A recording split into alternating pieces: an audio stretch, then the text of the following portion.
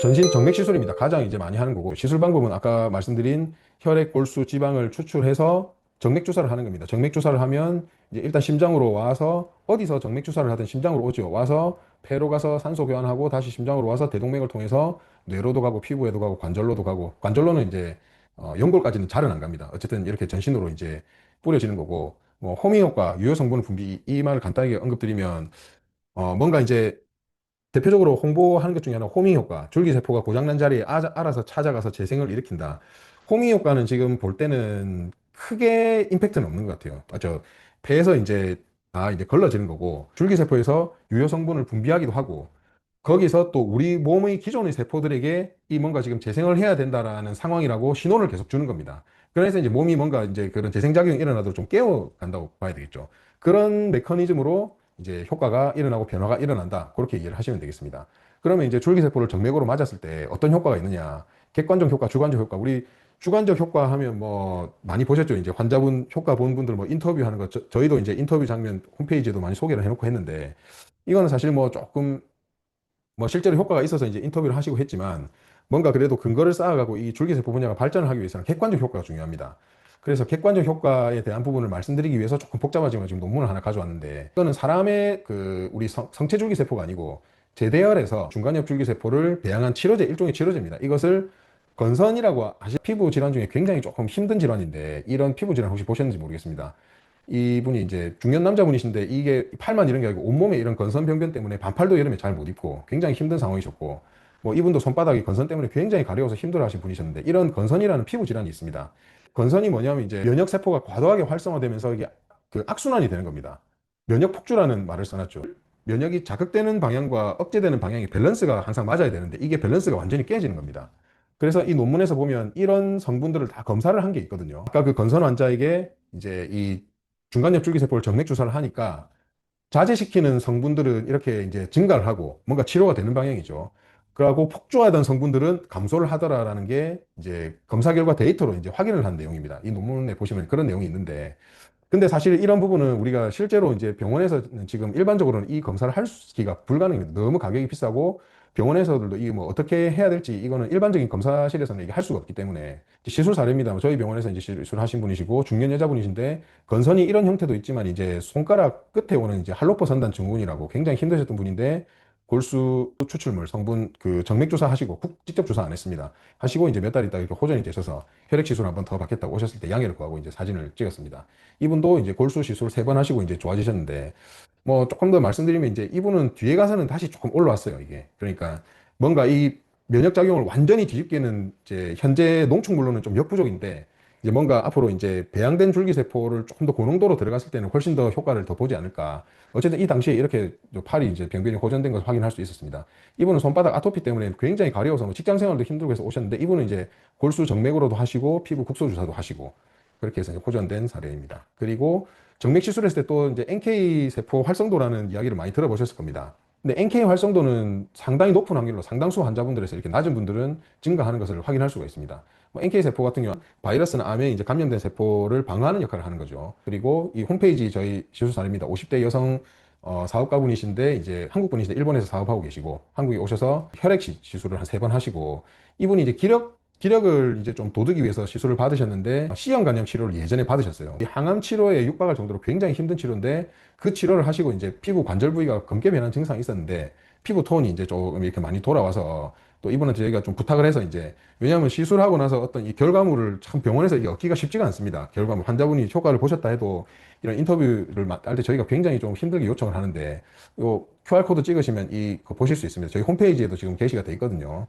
줄기세포가 무엇인지 아마 많이들 들어보셨을 건데 기본적인 개념으로는 세포치료, 유전자 치료, 조직공학 치료 이런 말을 아마 들어보셨을 겁니다. 대표적인 이제 재생의학의 개념인데 우리가 보통 뭐 내과적 약물 치료하면 이제 고혈압이 있으면 혈압약, 당뇨가 있으면 당뇨약 이렇게 약물 치료가 주가 되는 거고 또 외과적인 수술 치료, 우리가 맹장형 맹장 수술, 뭐 관절이 너무 이제 오래 써서 이제 관절염이 너무 진행을 했을 경우 인공관절 수술을 할 수도 있고 내과적인 약물 치료, 외과적인 수술 치료가 지금까지 대표적인 가장 중요하고 스탠다드 기본적인 치료가 될 것이고 이제 재생의료가 또 구성하게 된 계기 중에 하나가 아무래도 기존 의학의 한계가 있을 겁니다. 아마 뭐 대표적으로 이제 뭐 스테로이드나 면역 억제제가 과하게 들어갔을 때 그런 각종 부작용이라든지 또 기존 치료로는 해결할 수 없는 아까 언급해드린 그런 난치성 질환들에 대해서 이제 뭔가 조금 희망을 가지고 이제 부상하게 된 분야가 이제 재생의료의 분야이고 그 중에 대표적인 치료가 세포 치료가 되는 겁니다. 그래서 재생의료를 그냥 정의 그대로 한번 읽어드리면 사람의 신체 구조라든지 기능을 재생, 회복 또는 형성하거나 질병을 치료 또는 예방하기 위해서 약물이나 수술을 이용하는 게 아니고 인체세포 등을 이용해서 실시한다고 했죠. 인체세포 등. 그래서 대표적으로 줄기세포 유전자 조직공학 치료고 아직 이 두 분야는 뭐 지금 환자분들한테 직접 와닿기는 조금 힘들고 회사 쪽이라든지 대학병원 또 그 연구소에 위주로 아직 이제 많이 알려지고 있는 상황이고 줄기세포가 가장 많이 알려진 분야다. 그렇게 이해를 하시면 되겠습니다. 그래서 재생의료 안에 줄기세포가 있다. 그렇게 이해를 하시면 되겠습니다. 이어가면 우리 줄기세포 하면 이제 미분화된 뭔가 이제 성장하지 않은 세포인데 이제 연골도 되고 신경도 되고 근육도 되고 뭐 피부도 되고 머리카락도 되는 이런 각종 조직을 재생시킬 수 있는 미분화 상태의 세포다. 그리고 이런 세포는 배아줄기세포도 있고 유도만능줄기세포도 있고 성체줄기세포도 있다라고 아마 알고 계실 겁니다. 우리 모두가 가질 수 있는 시술은 이러한 농축물입니다. 농축물. 혈액을 추출하고 골수를 추출하고 지방을 뽑아서 원심 분리를 돌려서 그 농축된 물이고 그 안에 이제 아까 말씀드린 미분화 상태의 세포는 골수하고 지방 이 부분에 이제 포함이 되어 있는 거고 혈액 같은 경우에는 이제 실제로 이런 미분화 상태의 세포는 거의 없고 이제 혈액은 원래는 이제 PRP라는 성분인데 혈소판이 농축되면서 각종 재생작용이 일어난다. 그렇게 이해를 하시면 되겠습니다. 그래서 지금 현재 우리가 인근 병원에 가서 이제 시술을 받을 수 있는 것은 이런 줄기세포가 분화되는 것도 일부 있지만 대부분은 이런 각종 성장인자나 사이토카인 같은 여러 유효 물질들이 분비되면서 생기는 효과다. 그렇게 이해를 하시면 되겠습니다. 그래서 이제 혈액 골수 지방 줄기세포라고 알려진 게 어떤 것인지 각각 한번 알아보고 이 성분들을 어떻게 시술하는지도 소개를 해드리도록 하겠습니다. 먼저 혈액 줄기세포라고 알려진 혈액 농축물입니다. 원래는 이제 논문에서 이거를 찾으려면 블러드 스템셀 혈액 줄기세포 이렇게 해서는 거의 안 나오고 PRP라고 찾으셔야 됩니다. 그래서 환자 본인의 혈액을 뽑아서 원심 분리해서 활성화시켜서 아까 말씀드렸죠. 혈소판에서 유효 성분이 분비된다. 그리고 조혈모 줄기세포에서 일부 재생작용이 일어나고 염증을 완화시키고 피부 재생시키고 탈모 치료에 도움이 되고 관절 연골의 염증 완화시키고 면역 조종 작용하는 것은 뭐 통상 지금 받는 줄기세포 종류 중에서는 다 비슷한 내용이고 이론적으로는 혈액 골수 지방 순서로 좀 더 강력하다. 그렇게 이해를 하시면 되겠습니다. 이 혈액 성분은 PRP 성분은 골수나 지방 줄기세포 시술할 때 또는 미세지방 이식을 할 때 이제 다른 성분을 더 활성화시켜서 시너지 효과의 역할까지 한다. 그렇게 이해를 하시면 되겠습니다. 또 지금 제일 오른쪽에 보시면 환자분에서 혈액 추출하는 장면 나오죠. 그래서 이 사진을 많이 보셨을 겁니다. 링거 맞듯이 이제 이 성분을 이 혈액을 뽑아서 이제 원심 분리를 돌리면 무거운 순서로 이제 적혈구, 혈소판, 혈장층이 생기고 여기서 이제 이 여기 중간에 있는 혈소판이 농축되어 있는 것을 별도로 따다가 이렇게 주사를 준비하는 겁니다. 이건 지금 저희가 얼굴이나 탈모 시술하기 전에 이제 준비를 한 거고 이것을 그대로 이제 링거 수액에다 이제 달 수가 있는 거죠. 요즘에 이제 PRP 말고 PRF도 많이 나오는데 통상 이제 혈액은 이제 몸 밖으로 나오면 붓는 성질이 있기 때문에 혈액이 굳지 않기 위해서 이제 항응고제를 쓰는데 항응고제를 쓰지 않고 원심분리를 돌리면 여기가 이제 PRF가 되는 겁니다. 그것도 조금 참고를 하시면 좋을 것 같고요. 그래서 PRP는 어떻게 역할을 하느냐? 여기 보시면 이제 혈소판이 있는데 이 혈소판을 자세히 보면 이게 알파 그래뉼, 덴스 그래뉼이라는 이런 이제 주머니가 있습니다. 여기서 주머니 안에서 나오는 유효 물질들이 그 역할을 한다. 그런데 이 혈소판은 아까 말씀드린 대로 가만히 놔두면 그냥 혈소판이고 뭔가 유사시에 역할을 해야 될 때 이게 활성화되는 겁니다. 그 대표적인 게 원심 분리를 돌려서 혈소판 농도가 올라가면 보통 이 혈액 줄기세포 PRP가 효과를 나타내기 위해서는 통상 이제 한 5배 이상은 농도가 올라가야 된다고 알려져 있습니다. 그렇게 혈소판이 농축이 되면 복잡하게 적어 놓은 여러 성분들이 분비가 되면서 이런 역할들을 하는 겁니다. 혈관 형성도 하고 콜라겐 합성도 촉진시키고 탈모에 이제 모낭 주변에서 이런 역할도 하고 면역 조절할 때 대표적으로 줄기세포 많이 맞는 이유가 되시죠. 염증 억제도 하고 뭐 피부 톤도 이제 개선이 된다고 이제 보시면 됩니다. 이런 과정을 통해서 효과를 나타낸다. 우리 주변에서 혈액줄기세포를 맞는다 하면 원래는 이 성분, 이런 내용을 기준으로 뭐 어디서 상담을 하시든 뭐 그렇게 이제 참고로 또 이제 내용이 궁금하신 분들은 논문을 찾을 때도 이 PRP, 뭐 PRP 탈모 이렇게 검색을 해보시면 이제 그 효과, 어떤 상황의 효과가 있는지 그런 논문들이 쭉 검색이 되는 것입니다. 그 다음은 골수입니다. 골수는 우리 뼈입니다, 뼈. 먼저 뒤에 보시면 이제 여기 골반 뼈죠. 이제 사람 엉덩이를 뒤에서 봤을 때 뼈가 이제 이렇게 보이거든요. 이 골반이 이렇게 여기 척추, 허리 뼈가 되는 거고.